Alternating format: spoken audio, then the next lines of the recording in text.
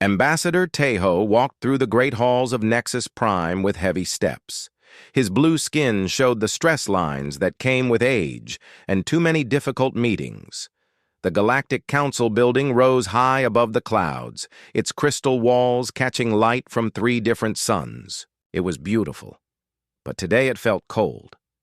He had been serving as an Altari diplomat for over 200 years. In all that time, he had seen wars end and new species join the Council. He had watched the galaxy grow more peaceful, but something was wrong today. The reports on his data pad made no sense. Energy readings from the outer rim, he read again as he walked. Unknown patterns, no match in any database. The words were simple, but they worried him. In a galaxy with 847 different species, finding something completely unknown was almost impossible. The council chamber doors opened as he approached. Inside, representatives from dozens of worlds sat in their floating chairs. Each species looked different. Some had scales, others had fur, and a few looked like living crystals. But they all shared the same confused expression today. Council leader Yun-Ji stood at the center of the room. Her people, the Zentari, were tall and thin with silver eyes that could see far into space. She looked tired, which was rare for her kind. "Friends," Yun-Ji began, her voice carrying across the chamber. "We have received strange reports from our border scouts. Ships are detecting energy patterns we have never seen before." A hologram appeared above the chamber. It showed the galaxy as they knew it. Billions of stars organized in spiral arms, with trade routes connecting thousands of worlds. At the very edge, where space became empty and dark, red dots pulsed slowly. "The signals appear every few days," continued Yun-Ji. "They last for minutes, then disappear. Our scientists cannot explain what creates them." Ambassador Tejo raised his hand. "Have we sent investigation teams?" 3 scout ships, replied Yun-Ji. All returned with the same report. Empty space. Nothing there when they arrive. But the energy readings are real. An old Belthari commander, with gray fur, spoke up. "Could it be natural? Some kind of star formation we do not understand?" The chief scientist, a floating creature covered in tentacles, pulsed with different colors as it spoke. "The patterns are too regular, too organized. This is technology, but not like any we know." Tejo felt a chill run through his body. In his long life, he had learned to trust that feeling. It usually meant danger was coming. "There is something else," said Yun-Ji. She looked uncomfortable. "Some of our oldest records mention similar events. From long ago." The chamber fell silent. Ancient records were kept in the deepest parts of the council archives. Most of them talked about legends and myths from when the galaxy was young. A young Korathi historian floated forward. Her people looked like living jewels, with crystal bodies that reflected light in beautiful patterns. "I have been studying the old files. There are stories about the Void Walkers, several representatives made. Sounds of annoyance. The Void Walkers were a myth, a scary story told to young ones. They were supposed to be beings who lived in the empty spaces between galaxies, watching and waiting." "With respect," said Ambassador Tejo, "we are dealing with real energy readings, not old stories." The historian's crystal body flashed brighter. "The stories describe exactly what we are seeing. Energy patterns that appear and disappear. Signals from the edge of space. And they say the Void Walkers were once part of our galaxy." "Impossible," said the Belthari commander. "No species can survive in the void between galaxies. There is nothing there. No stars, no planets, no energy to live on." But Yun-Ji looked thoughtful. "What else do the records say?" The historian touched. Her control device and new images appeared in the hologram. They showed ancient text in languages so old that few could read them.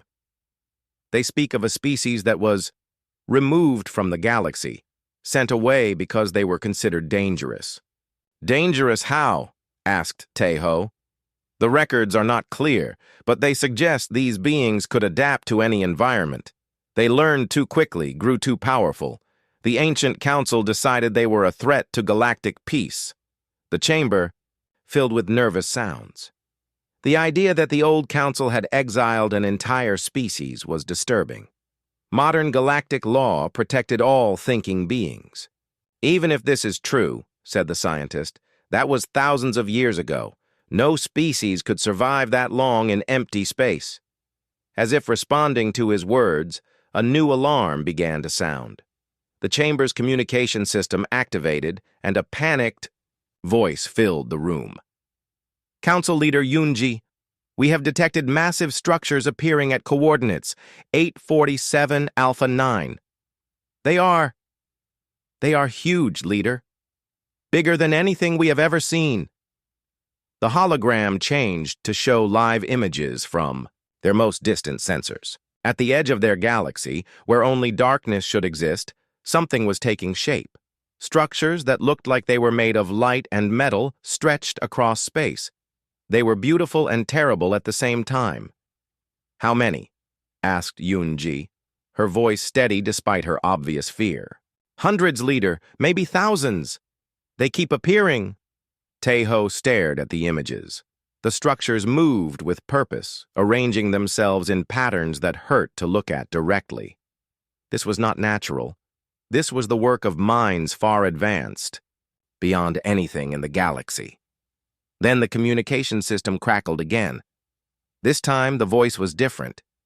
It was clear and calm, speaking in perfect galactic standard, the language used for trade and diplomacy across all worlds. Attention, Galactic Council. This is Captain Do-hyun of the Terran Federation. We have returned. The silence in the chamber was complete. Every representative stared at the hologram as if it might explain what they had just heard. Terran was an ancient word, one found only in the oldest archives. It meant of Earth, but Earth was just a myth, a legendary homeworld that might never have existed. I repeat, the voice continued, this is the Terran Federation. We request permission to approach Nexus Prime for diplomatic contact. Council Leader Yoonji found her voice first. Unknown vessel, please identify your species and point of origin. There was a pause. Then Captain Do-hyun spoke again, and something in his voice made every being in the chamber feel small. We are human. We were exiled from this galaxy 3,000 years ago. We have spent that time learning, growing, and building something new. We return not as the weak species you once knew, but as guardians of 1 million worlds. The hologram flickered, and suddenly they could see him. Captain Do-hyun was tall and broad-shouldered, wearing a simple uniform of dark blue. His skin was brown, his hair black, and his eyes held depths that seemed to contain starlight. He looked human, but something about him was different. Something that made even the bravest warriors in the chamber step back from their viewing screens. We mean no harm, he continued, but we bring news of dangers beyond this galaxy, threats that only we have faced and survived. The time for hiding is over. As the transmission ended, Ambassador Taeho realized that their peaceful galaxy was about to change forever. The Void Walkers were real. The humans had returned, and nothing would ever be the same. The human ship appeared 3 days after Captain Do-hyun's message. It came without warning, simply existing where empty space had been moments before. The Council's best sensors could not detect how it arrived or where it came from. Dr. Hae-won pressed her face against the observation deck's transparent wall, watching the impossible vessel drift toward Nexus Prime. As the galaxy's leading expert on alien biology, she had studied thousands of different species. But she had never seen anything like this ship. It was beautiful in a way that made her chest feel tight. The hull seemed to shift between silver and deep blue, like looking at water under starlight. Strange symbols moved across its surface, not painted or carved, but actually flowing like liquid metal. The ship was not large compared to the massive council cruisers, but it felt important in a way that size could not measure. "Scans show only one life form aboard," reported Commander Jiho from the control center. His voice carried across the observation deck through the communication system. "The biological readings are unusual." Dr. Haywon turned away from the window. "Unusual how?" "The creature shows human basic patterns, but enhanced far beyond normal ranges. Enhanced reflexes, improved brain activity, and cellular structures we do not recognize." This worried Dr. Haywon. In her experience, when a species changed too much too quickly, it usually meant they had used dangerous technology on themselves. Such experiments often ended badly. Admiral Kyung-soo stood nearby, his forearms crossed over his chest. His people, the Thrakari, were natural warriors with thick gray skin and sharp teeth. They had served as the Council's military leaders for centuries. "One ship, one being," he said in his deep voice. "They claim to control 1,000,000 worlds, yet they send only this?" "Maybe it is all they need," replied Dr. Haywon quietly. The docking bay prepared to receive their visitor. Security forces took positions around the area, though their weapons seemed small and weak compared to the stories they had heard. If the humans really had advanced as much as they claimed, conventional weapons would be useless. Ambassador Tae-ho waited in the main receiving hall along with Council Leader Yoon-ji and representatives from 24 major worlds. The air felt heavy with tension. In 3,000 years of galactic history, no exiled species had ever returned. There were no rules for this situation. The ship docked without sound or vibration. For several minutes, nothing happened. Then, a section of the ship's hull simply faded away, revealing an opening that had not been there before. A figure stepped out into the docking bay. Envoy Sun-woo was not what anyone expected. He looked human. 2 arms, 2 legs, a head with brown hair and dark eyes. He was neither tall nor short, neither threatening nor weak. He wore a simple gray uniform with no decorations or rank marks. But when he walked into the room, every person there felt like they were in the presence of something vast and ancient. His steps made no sound on the metal floor. His breathing was so quiet that the sensors could barely detect it. When he looked at someone, it felt like being studied by a force of nature. "Greetings," he said, and his voice carried perfectly throughout the room without any need for amplification. "I am Sun-woo, speaking for humanity and the Terran Federation. We thank you for allowing this meeting." Council Leader Yoon-ji stepped forward, her silver eyes reflecting the lights of the chamber. "Welcome to Nexus Prime, Envoy Sun-woo. I am Yoon-ji, current leader of the Galactic Council. We have many questions." Sun-woo smiled, and the expression seemed to warm the entire room. "I am sure you do. We have been away for a long time." Dr. Haywon watched him carefully through her scanner. The readings made no sense. His body temperature was perfectly stable. His heartbeat was slow and steady, showing no signs of stress or fear. Most strange of all, his cellular activity showed patterns she had never seen before. It was as if his body was constantly repairing and improving itself. "How many of you survived the exile?" asked Admiral Kyung-soo, his voice carrying a challenge. "All of us," replied Sun-woo simply. The answer created confused whispers throughout the room. The records showed that millions of humans had been exiled. For all of them to survive 3,000 years in empty space was impossible. "That cannot be true," said Ambassador Tae-ho. "No species can live that long without planets, without resources." Sun-woo tilted his head slightly, like someone listening to a sound only he could hear. "You assume we remained as we were. Evolution does not stop simply because conditions become difficult. Often it speeds up." Dr. Haywon felt her breathing quicken. "You changed yourselves. Genetic modification?" "Among other things," Sun-woo replied. "When you must adapt to survive in the void between galaxies, you learn to become more than you were. We learned to process energy directly from space itself. We learned to slow time within our bodies when resources were low. We learned to share knowledge and memories across vast distances.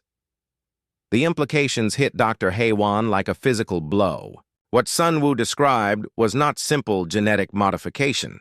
It was complete transformation into something new, something that could survive anywhere in the universe. "Show us," demanded Admiral Kyung-soo. Sun Wu nodded politely. He held out his hand, palm up, and slowly closed his eyes. The air above his palm began to shimmer, and then light gathered there. Real light, bright and warm. It grew into a small star, no bigger than a fruit, but burning with nuclear fire. Everyone in the room stepped back except Sun Wu. He held the tiny star for several seconds, then gently closed his hand. The light went out, but the room still felt warm from its heat. "We learn to work with energy in ways your science considers impossible," he explained calmly. "When you have nothing but empty space and time, you find new ways to survive." Dr. Haywan's scanner was flashing warning signals. The energy readings from Sun Wu's demonstration should have been deadly to everyone in the room, but somehow, the radiation had been perfectly contained and controlled. "How many worlds do you control?" asked Council Leader Yoon-ji. "Control is not the right word," Sun Wu replied. "We guide, we protect, we share what we have learned. As of today, 1,047,836 worlds across 17 different galaxies call themselves part of the Terran Federation. The number was so large that it seemed meaningless. The entire Galactic Council represented only 12,000 worlds in one galaxy. The humans claimed to protect nearly 100 times more territory across impossible distances. 17 galaxies? Ambassador Taeho's voice was barely a whisper. "The void between galaxies is not empty if you know how to look," Sun Wu explained. "There are currents of dark matter, streams of energy, pocket dimensions where reality works differently. We learn to ride these currents, to build homes in spaces that do not officially exist. We found other galaxies where life was struggling to begin, and we helped it grow." Admiral Kyung-soo's hands moved toward his weapons, then stopped. Something in Sun Wu's expression made violence seem pointless. "Why return now?" the Admiral asked instead. For the first time, Sun Wu's smile faded slightly. "Because something is coming. Something that feeds on entire dimensions, leaving nothing but emptiness behind. We have been fighting this threat for 1,000 years, holding it back from the galaxies we protect. But it grows stronger, and we cannot face it alone." Dr. Haywan felt cold fear settling in her stomach. "What kind of threat?" "The kind that your science has no name for," Sun Wu replied. "Beings that exist outside reality as you understand it. They consume not just matter and energy, but the concepts that make existence possible. We call them the Devourers." The room fell silent. The idea of something that could threaten beings as advanced as the humans seemed impossible, but Sun Wu's calm certainty made it real.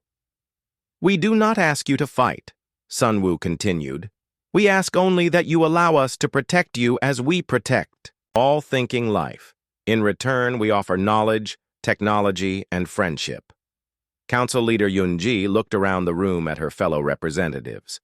Each face showed the same mixture of fear and wonder. "What do you need from us?" she asked. Sun Wu's smile returned bright and warm. "Nothing but your trust. We have grown strong in our exile, but we have not forgotten what it means to be part of a community. We return not as conquerors, but as friends who have learned much during their time away." As the meeting continued, Dr. Haywan realized that the galaxy stood at the edge of a new age. The humans had returned, bringing with them powers beyond imagination and warnings of threats too terrible to understand. Whatever came next, nothing would ever be simple again. Commander So Young's ship arrived at Nexus Prime like a dream made real. Unlike Envoy Sun Wu's modest vessel, this ship was clearly designed to impress. It was massive, easily 3 times larger than the biggest Council warship, but it moved through space like a dancer, turning and spinning in ways that should have been impossible. President Chang Min of the Vegan Republic watched from his private viewing chamber as the ship approached the station. His people had always been traders first and warriors second, which meant he understood the value of what he was seeing. The human ship's hull was covered in patterns that shifted and flowed like living metal. Energy fields surrounded it in layers that his best sensors could not fully understand. "How is it moving like that?" asked his science advisor, a thin vegan, with large eyes and pale green skin. Chang Min shook his head. "I do not know, but I want to learn." The ship docked with grace that made the station's automated systems look clumsy by comparison. Commander So Young emerged wearing the same simple gray uniform as Envoy Sun Wu, but she carried herself like someone who had commanded fleets across impossible distances. She was young-looking, with short black hair and calm dark eyes. But when she spoke to the gathered representatives, her voice carried the weight of absolute confidence. "I bring greetings from the outer territories," she said to the assembled crowd. "Our worlds are eager to renew contact with the galaxy of our birth." Ambassador Taeho stepped forward. Over the past week, he had been studying every scrap of information about humanity that the archives contained. Most of it was incomplete or contradictory, but one thing was clear. Humans had been exiled because they learned too quickly and adapted too well. "Commander So Young," he said formally, "we would like to understand your technology. Your ship moves in ways that our physics say are impossible." "So," Young smiled, and the expression reminded everyone present of Sun Wu's unsettling warmth. "Your physics are not wrong, Ambassador. They are simply incomplete. When you must cross the spaces between galaxies, you learn that reality is much more flexible than most people believe," she gestured, and suddenly the air above her hand filled with a miniature version of her ship. The tiny vessel rotated slowly, showing details that hurt to look at directly. Lines of force flowed around it in patterns that seemed to exist in more than 3 dimensions. "Our ships do not push against space," she explained. "They convince space to move around them. We fold, reality like cloth, bringing distant places close together. Time becomes a river that we can swim upstream or downstream as needed." Dr. Hei-Wan, watching from the observation area, felt her scientific understanding crumble and rebuild itself several times. What Commander So Young described should be impossible, but the evidence floated right in front of them. "Demonstrate," said Admiral Kyung-soo bluntly. So Young nodded. "My ship will move to the edge of this solar system and return. Please track it with your best sensors." The miniature ship in her hand vanished, and alarms began sounding throughout the station. On the main display screen, tracking sensors showed So Young's ship disappearing from its docking position. For a moment, there was nothing. Then signals came from the system's outer edge. The ship had traveled 8 billion kilometers in less than a second. Before anyone could react, it was back, settling into the docking bay as if it had never left. "Impossible!" whispered the Thrakari sensor operator. "Perfectly possible," So Young replied cheerfully. "You simply need to understand that distance is a suggestion, not a law." President Chang Min found himself stepping forward before he realized he was moving. "Commander, what would it take for my people to learn this technology?" Several other representatives turned to stare at him. The Vegan Republic was not a major power. They controlled only 47 worlds and focused mostly on trade and manufacturing. For Chang Min to speak first was a bold move. So Young's expression brightened. "President Chang Min, is it? We would be happy to share our knowledge. But first, let me introduce you to someone else." Another figure emerged from the human ship. This was researcher Jin Woo, and unlike the others, he looked exactly like the humans from the old records, no taller than most species, with soft features and gentle movements. But when he spoke, his words carried the weight of vast knowledge. "Study how to make dead worlds live again," he said simply. "Would you like to see?" Without waiting for an answer, Jin Woo produced a small sphere from his pocket. It looked like a marble made of swirling clouds, with tiny lights flickering inside it. "This contains a complete ecosystem," he explained. "Bacteria, plants, atmospheric, processors, everything needed to transform a barren planet into a garden world. The process takes about 6 months.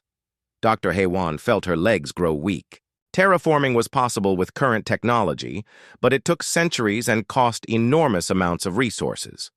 What Jin Woo described would revolutionize galactic civilization. "How many worlds have you transformed?" asked Council Leader Yoon-ji. "In the past 1,000 years? About 800,000, Jin Woo replied casually. "We prefer to work with worlds that are already trying to support life. It is easier to help growth than to create it from nothing." The number hit the chamber like a physical blow. 800,000 worlds made into paradises in only 1,000 years. The entire Galactic Council had managed to terraform fewer than 3,000 worlds in its entire history. President Chang Min stepped closer to Jin Woo. "What do you want in return for this knowledge?" "Nothing," Jin Woo replied, and his smile was warm and genuine. "Knowledge is meant to be shared. Life is meant to grow and flourish. We learned this during our time in the void." "Impossible," Admiral Kyung-soo growled. "No one gives away technology this powerful for free." Commander So Young turned to face the Thrakari Admiral. "Admiral, what is the most valuable thing in the universe?" Kyung-soo's 4 hands clenched into fists. "Power, control, the ability to protect what you value." "We thought the same way once," So Young replied. "But 3,000 years in empty space taught us differently. The most valuable thing is not power over others. It is the strength to help others become powerful themselves." She gestured again, and the air filled with images.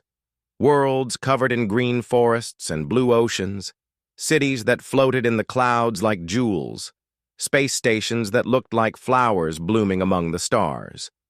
"These are some of our worlds," she said. "Not conquered territories or slave colonies. They are partners, friends, places where different forms of life have grown beyond what they thought possible." The images showed impossible beauty. Cities where buildings grew like living trees, oceans where fish swam through the water alongside mechanical creatures that looked like silver dolphins, forests where the trees sang in harmonies that could be heard from space. "How?" whispered Ambassador Taeho. "By remembering what we learned in exile," researcher Jin Woo replied. "That life is stronger than death, growth is more powerful than stagnation, and cooperation achieves more than competition." President Chang Min made his decision. "The Vegan Republic accepts your offer of alliance." The chamber erupted in shocked voices. Several representatives shouted objections. Admiral Kyung-soo stepped forward with his weapons half drawn. "President Chang Min," warned Council Leader Yoon-ji, "this decision affects the entire galaxy. You cannot make it alone." Chang Min turned to face the assembly, his green skin showing the flush of determination. "I can make it for my worlds, and I choose to trust these humans." Commander So Young bowed deeply to Chang Min. "We are honored by your trust. Within 1 year, every world in the Vegan Republic will have the technology to feed its people, heal its sick, and travel between the stars as easily as walking between rooms." "And in return?" asked Admiral Kyung-soo suspiciously. "In return, they help us teach others," So Young replied. "Knowledge grows when it is shared, not when it is hoarded." Dr. Haewon watched the debate that followed with growing excitement and fear. The humans were offering technology that would transform galactic civilization overnight. medicine that could extend life indefinitely, energy sources that never ran out, transportation that made interstellar travel as simple as stepping through a door. But they wanted nothing in return except friendship and cooperation. It was either the most generous offer in galactic history or the most sophisticated trap ever conceived. As the arguments continued, researcher Jin Wu approached Dr. Hei-Wan quietly. "Doctor," he said, "you study how different forms of life work, yes?" She nodded, not trusting her voice. "Would you like to see what we have learned about evolution?" He produced another device from his pocket. This one looked like a crystal, flower that sang with soft harmonies. "This can show you how life adapts and grows in environments you never imagined possible." Dr. Hei-Wan stared at the device, knowing that accepting it would change her understanding of biology forever. Behind her, she could hear President Changmin finalizing his alliance with the humans, while other representatives argued about the wisdom of trusting beings who had grown so far beyond their original form. The galaxy was changing whether they wanted it to or not. The only question was whether they would change with it, or be left behind as humanity and its million worlds moved toward a future too bright and strange for anyone to fully comprehend. The first sign that something was terribly wrong came from the Vegan Republic. President Changmin's worlds had been thriving under their new alliance with humanity. Cities grew like living things, sick people became healthy overnight, and their ships could cross space in heartbeats. But then the reports started coming in. "Stars are going out." Changmin's voice was tight with fear as he spoke to the emergency council session. "Not exploding, not dying naturally. They are simply disappearing." Council leader Yunji studied the star charts with growing alarm. 3 solar systems at the edge of vegan space had vanished completely. Not destroyed, vanished. Where once there had been stars, planets, and space stations, now there was only empty darkness. "Our scouts report nothing," continued Changmin. "Not debris, not radiation, not even traces that anything was ever there. It is as if those places never existed." Ambassador Taeho felt cold fear settling in his chest. How many people were lost? 47 million souls, Changmin whispered. Gone without even a distress signal. Admiral Kyung-Soo slammed his fist on his command console. "Where are your human allies now? Why are they not protecting you?" Before Changmin could answer, alarms began sounding throughout Nexus Prime. The chamber's main display activated, showing the space around the station. Ships were appearing, not human ships, but something far older and more terrible. The vessels looked like they were made of night itself. They absorbed light instead of reflecting it, creating holes in space that hurt to look at directly. They moved without engines, flowing through the void like living shadows. "All stations! This is General Wu Jin of the Terran Defense Corps." A new voice cut through the panic. "Do not engage the enemy. Repeat, do not engage. All Council ships fall back to minimum safe distance." A human fleet materialized around Nexus Prime. These ships were different from the peaceful vessels that had visited before. They were built for war, covered in armor that seemed to shift between dimensions. Weapons that existed in multiple realities at once tracked the shadow ships with deadly precision. General Wu Jin appeared on the communication screen. She was older than the other humans they had met, with gray streaks in her black hair and scars across her face. Her eyes held depths of experience that made everyone who looked at her feel young and uncertain. "Council Leader Yunji," she said calmly, "I am sorry we could not arrive sooner. The Devourers have found your galaxy." "Devourers?" Yunji's voice cracked with stress. "Beings that exist outside normal reality," Wu Jin explained as her ships moved into battle formation. "They consume not just matter and energy, but the concepts that make existence possible. Where they pass, there is not just death. There is the complete absence of ever having been alive." The shadow ships began moving toward Nexus Prime. As they advanced, space itself seemed to wither around them. Stars dimmed, planets cracked, and the very laws of physics began to break down. Council member Yun Su, an Altari politician who had opposed the human alliance, watched in horror as one of the shadow ships approached a small asteroid. The rock did not explode or get torn apart. Instead, it simply stopped existing, as if it had never been there at all. "How do we fight something like that?" she whispered. "Very carefully," replied General Wu Jin. "And with weapons that most of reality considers impossible." The human fleet opened fire. Their weapons did not shoot beams of energy or projectiles of matter. Instead, they fired concepts, mathematical proofs that the devourers could not exist, physical laws that forced them back into normal space, philosophical arguments that gave reality weapons to defend itself.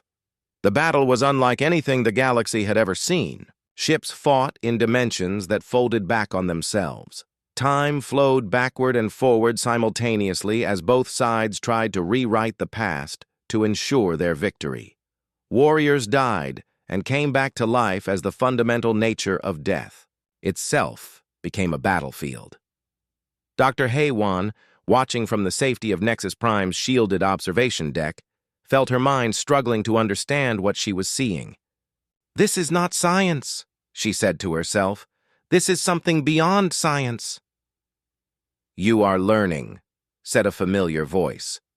Researcher Jin Wu had appeared beside her, though she had not seen him enter the room. His usually calm expression was now serious and sad. "What are those things?" she asked, pointing at the shadow ships. "Mistakes," Jin Wu replied. "Long ago, when the universe was young, some beings tried to exist outside the normal rules of reality. They succeeded, but the cost was terrible. They became creatures of pure hunger, able to survive only by consuming the existence of others." "How long have you been fighting them?" "Since our exile began," Jin Wu said quietly. "We discovered them in the void between galaxies, where they had been waiting and growing stronger. For 3,000 years, we have held them back from the places where life grows and thrives." On the main display, the battle continued. The human ships fought with impossible skill, but more shadow vessels kept appearing. For every devourer destroyed, 2 more took its place.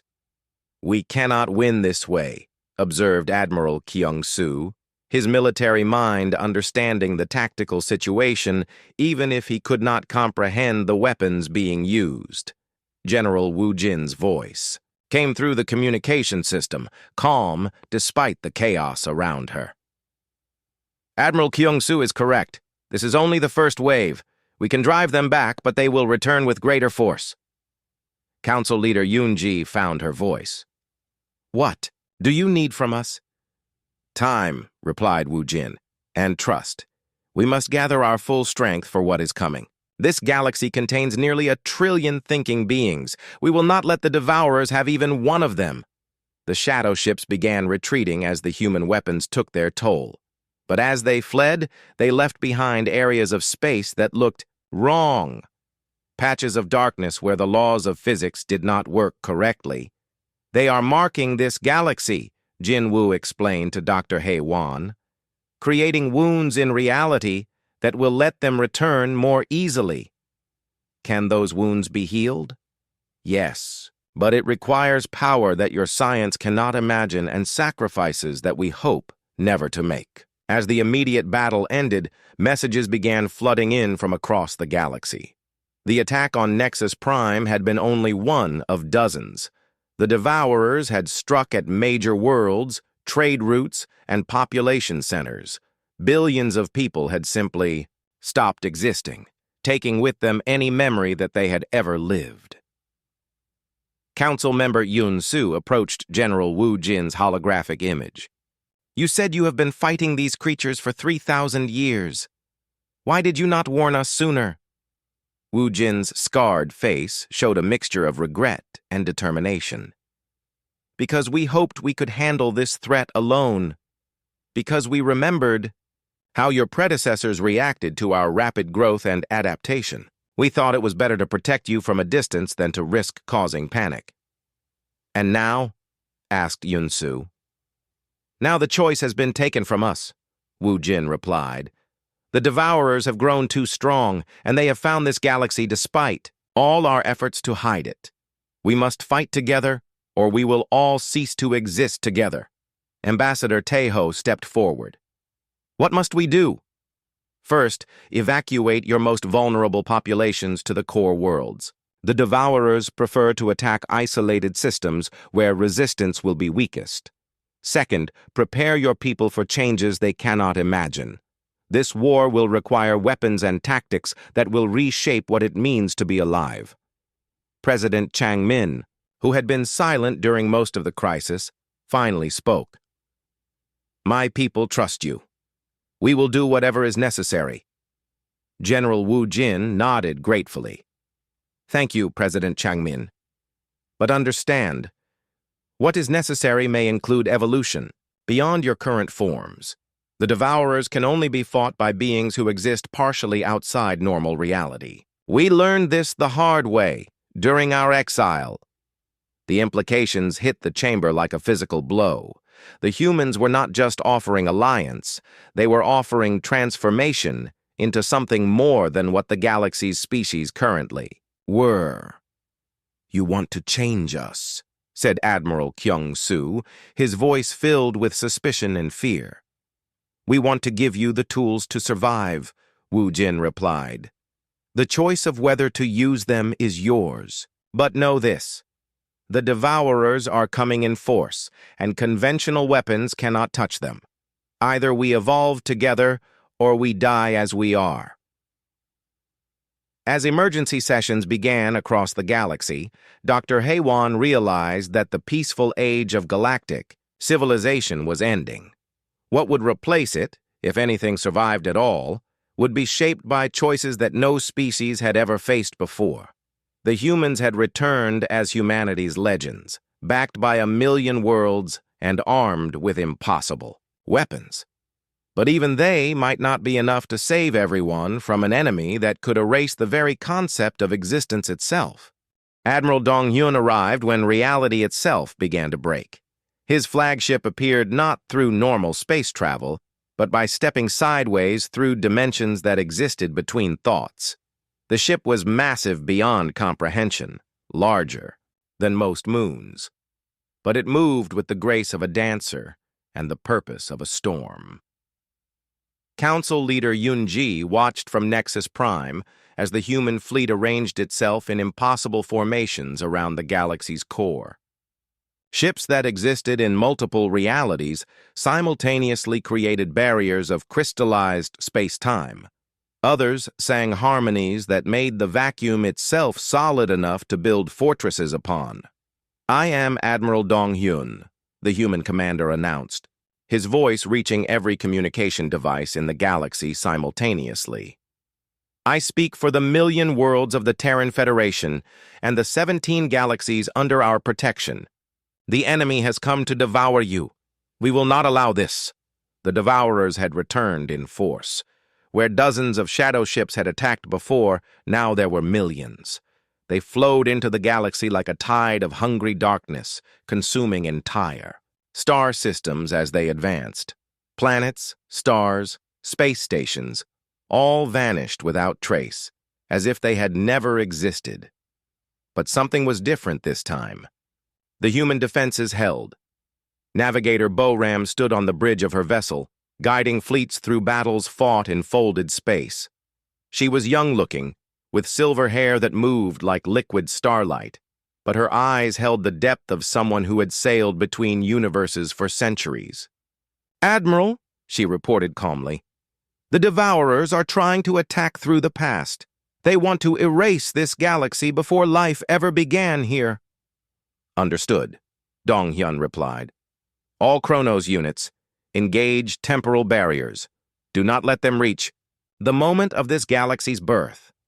Ships that looked like crystallized time itself moved into position. They created walls in the fourth dimension, protecting the galaxy's history from creatures that could rewrite the past to eliminate the present. Dr. Hei-Wan watched the battle from her laboratory, her instruments showing readings that made no sense. Space and time were being used as weapons. Mathematics itself was fighting against concepts that should not exist, and somehow, incredibly, the humans were winning. How? She whispered to researcher Jin Wu, who stood beside her monitoring the cosmic-scale conflict. By becoming what we needed to become, he replied sadly. We are no longer entirely human, Dr. Hei-Wan. We are what humanity chose to evolve into when faced with this threat. On the display screens, she could see human warriors who existed in multiple dimensions at once, fighting devourers in battles that took place across probability itself. Ships commanded by people who had learned to think in languages that could reprogram reality. Weapons that fired concentrated evolution, forcing their targets to become something better than what they were. The cost, she said, understanding beginning to dawn on her. What did you sacrifice to become this powerful? Jinwoo's expression grew distant. Our simplicity, our innocence, our ability to live small, quiet lives without the weight of impossible. Responsibilities. He paused, watching as a human ship sacrificed itself to save a devourer-threatened world by becoming one with the concept of protection itself. We can never again be the species that builds small homes and tends gardens in peace. We are guardians now, forever. The battle raged across 17 different types of space. Admiral Dong Hyun's strategies operated on levels that stretched the meaning of the word strategy beyond recognition. He moved fleets through emotions, positioned weapons in the spaces between thoughts, and created victories by convincing the universe itself that defeat was impossible. But the greatest moment came when Ambassador Yan Wu arrived. He materialized. In the council chamber, not as a hologram or through transportation, but by simply choosing to be there instead of somewhere else. Unlike the other humans, he looked exactly as humanity had appeared in the ancient records. Ordinary, unremarkable, the kind of being who could walk through any crowd without being noticed. Council Leader Yoonji, he said gently, it is time for the final choice. Yoonji turned to face him, her silver eyes reflecting the battle raging outside. What choice? Whether your people will remain as they are, or become something more. Yan Wu gestured, and suddenly everyone in the chamber could see the truth of the human transformation. They saw humanity's exile, their desperate flight into empty space. They saw the first encounters with the devourers, the terrible losses, the gradual realization that conventional existence could not survive such an enemy. They witnessed humanity's painful decision to evolve beyond their natural limits, to become guardians capable of protecting life itself. We did not choose this lightly, Yan Wu said, his voice carrying the weight of 3,000 years of sacrifice. But we chose it willingly because the alternative was the end of everything we valued. President Chang Min stepped forward. What would we become? Partners, Yan Wu replied. Beings capable of existing in multiple realities, of thinking in dimensions your current minds cannot imagine, of fighting threats that exist outside the normal rules of existence. You would still be yourselves, but you would be more than yourselves. Ambassador. Taeho felt tears on his face, though he could not say why. And if we refuse? Then we will protect you as we protect all life that chooses to remain as it is, Yan Wu said simply. You will live in peace and safety, but you will not be able to help us guard the barriers that keep that peace possible. Council member Yun Su, who had spent months studying human technology and philosophy, finally understood what she was seeing. You are offering us evolution into something like gods. No, Yan Wu corrected gently. We are offering you evolution into gardeners of reality, Gods create and destroy for their own purposes. Gardeners nurture and protect so that life can flourish according to its own nature. The choice rippled through the galaxy as world after world received Yan Wu's offer. Some species chose to remain as they were, content to live under human protection. Others, like President Chang Min's people, chose transformation. Dr. He Wan was among those who volunteered. The process was gentle but complete. Her consciousness expanded to encompass multiple dimensions. Her body became capable of existing in environments that had no physical laws. Her mind learned to think in mathematics that could rewrite physics, when necessary. But she was still herself, still curious, still dedicated to understanding how life worked and grew. She had simply become capable of studying forms of existence that her previous self could never have imagined.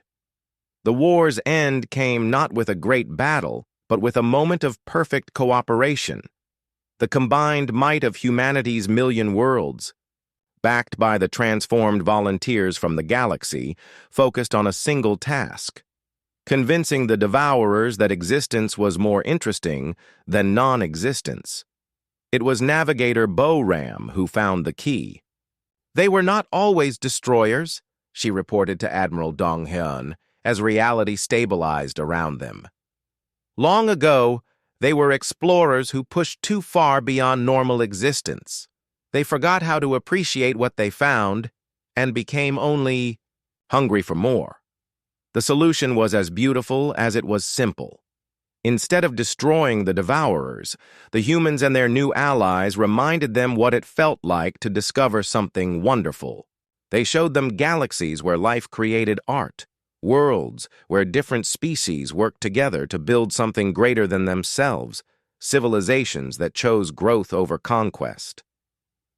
One by one, the Devourers remembered what they had lost.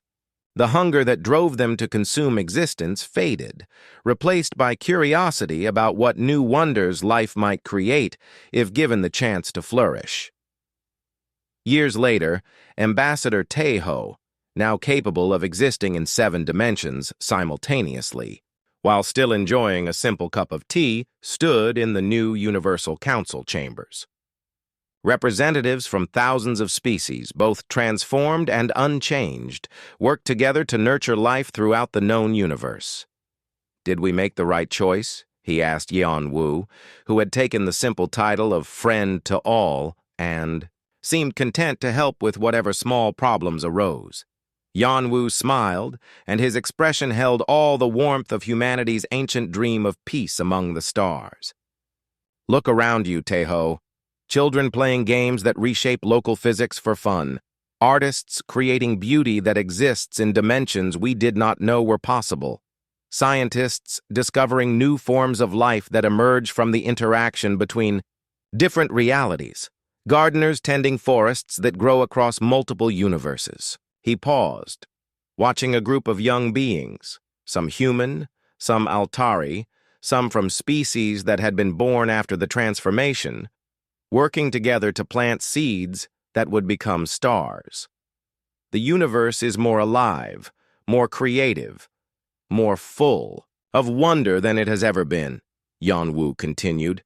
"The legends were real, Tae-ho. Humanity did return, but the greatest legend is what we all became together."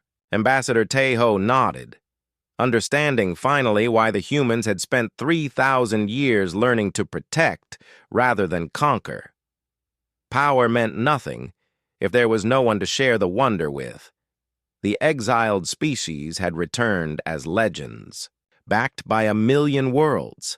But their greatest achievement was not in becoming legends themselves. It was in helping everyone else discover that they, too, could become something legendary. The universe had never been more dangerous,